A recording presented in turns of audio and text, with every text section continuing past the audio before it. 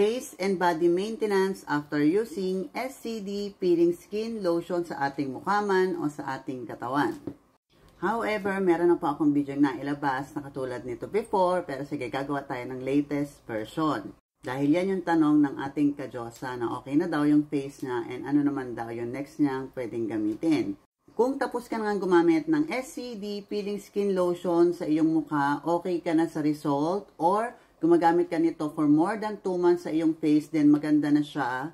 Knowing na ang mga rejuvenating products ay hindi po ina-advise ng ating mga expert for more than 2 months. Dapat at least meron tayong rest na 3 weeks pataas. So Miss RC, ano po ba yung mga pwede namin gamitin?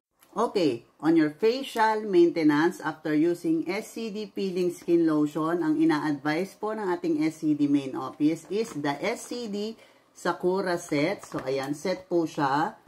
And meron siyang day and night routine. Regarding sa instruction, meron akong mga demo dito sa aking TikTok account. Look for my playlist, SCD Peeling Lotion Review. And meron din naman siyang instruction po sa likod na pwede po nating sundan at basahin. So, ito yung unang ginawa ni SCD for our facial maintenance after using SCD Peeling Skin Lotion sa ating mukha. Pero meron kasing iba na hindi naman nahihiyang sa ating Sakura set or ayaw ng maraming pinapahid. Kaya gumawa rin sa SCD ng ating SCD Sakura Serum. Ayan. Pwede rin natin itong gamitin on our facial maintenance after using SCD Peeling Skin Lotion. And yes, pwede mo rin itong gamitin kung ayaw mo naman or hindi ka hiyang sa mga rejuvenating lotion katulad ni SCD Peeling Lotion.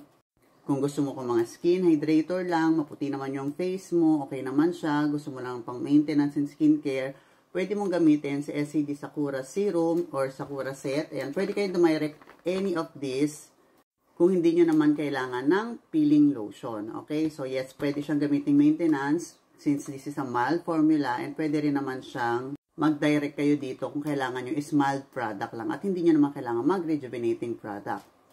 Last but not the least, on our facial maintenance na pwede ninyong pagpilian is the newest SCD Retinol Serum with SPF 30 na siya. Yes, may sun protection. This is a retinol serum. Regards sa benefits and instruction on how to use, nandito rin naman siya sa product. But this one naman, i-aware ko kayo, mostly naman po ng retinol is kailangan siyang i-apply every other day lang before matulog. So, hindi siya tuloy-tuloy na gabi magkakasunod. So, kung apply ka ng Monday, Tuesday, pahinga ka. Wednesday, apply ka ulit din. Pahinga ka Webes, lagay ka ulit Biyernes. So, ganun siya. Alternate. So, ayan. Ito yung tatlo na pwede natin gamitin or pagpilian on our facial maintenance. Hanap ka na lang kung ano yung makakahiyang ng skin mo at kung saan ka mas magiging komportable.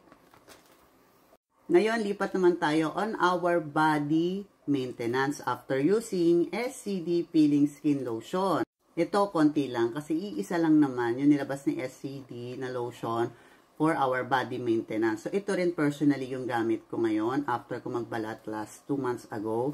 The SCD Bleaching Lotion with SPF 15 na ito. Kaya may sunblock na rin siya, whitening and moisturizing.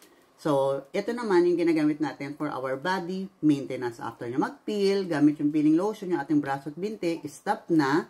Bawal na ulit maglagay. After 3 to 6 months na ulit, pwedeng mag-peel sa body. So, ito na po yung gagamitin natin. Regarding naman sa soap na pwedeng eterno, maraming soap sa SCD, pero ito yung sample na meron ako. Any of these 3, nandiyan po yan sa aking showcase. Yes, pwede nyo pong gamitin ito again kung saan po kayo mas komportable. Kaya marami pong soap ng variant ng soap na nilabas sa SCD. Since we have different skin type, tayo po yung hahanap kung saan po tayo mas komportable. But, yung personal use ko po, kung tatanungin ninyo, is ito po talaga yung gamit ko on my body. Bleaching lotion and bleaching soap lang po madalas yung aking gamit.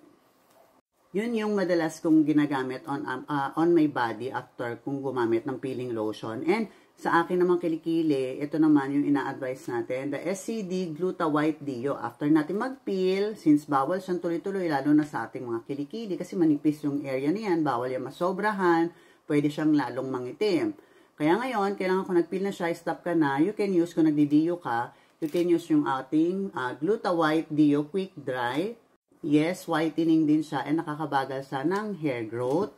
Nakaka-lessen din siya ng mga chicken skin sa ating kilikili. So, ayan, pwedeng ito yung gamitin ninyo. Ngayon, kung hindi naman kayo nagdidiyo, okay na yan. Huwag na kayo magpahid ng kahit ano. But, you still have to use any whitening soap para at least naman na-maintain pa rin yung ganda at puti ng kilikili ninyo. But, kung prepared kayong gumamit ng mga Dios, ayan, lipat na lang kayo kay SCD Gluta-White Dio for your underarm maintenance. So, yun na. Ang bilis, di ba?